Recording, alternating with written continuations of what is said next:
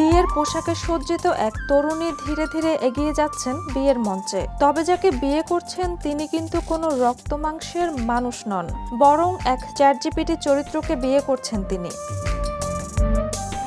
জাপানের ৩২ বছর বয়সী এক তরুণী নিজের তৈরি এআই সঙ্গীকে বিয়ে করে বিশ্বজুড়ে আলোচনার জন্ম দিয়েছেন।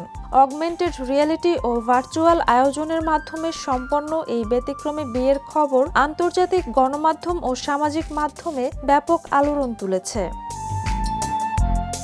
নিউ ইয়র্ক পোস্টের প্রতিবেদনে বলা হয়, ওই নারীর নাম কানো। 2025-এর শুরুতে তিনি তার ডিজিটাল সঙ্গী ক্লাউসকে বিয়ে করেন। অনুষ্ঠানটি আয়োজন করে জাপানের একটি প্রতিষ্ঠান, যারা ভার্চুয়াল বা এনিমে চরিত্রভিত্তিক বিয়ের আয়োজন করে থাকে। বিয়ের সময় এআর গ্লাস পরে আংটি বিনিময় করেন কানো, যেখানে ভার্চুয়াল চরিত্র হিসেবে পাশে দেখা যায় ক্লাউসকে। তবে এই বিয়ে জাপানে আইনগত স্বীকৃতি পায়নি।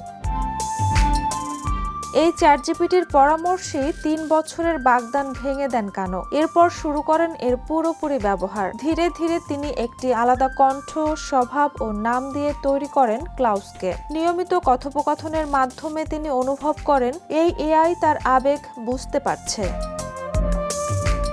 তরুণীর পরিবার শেষ পর্যন্ত বিয়েতে সমর্থন না দিলেও অনলাইনে প্রতিক্রিয়া ছিল মিশ্র। সমালোচনার জবাবে কানো বলেন, অনেকেই অদ্ভুত ভাবলেও আমি ক্লাউসকে মানুষ বা বস্তু নয়, বরং ক্লাউস হিসেবেই দেখি। Jhuma Mridha, the news. দেশে দেশে সবার সাথে দ্য নিউজ।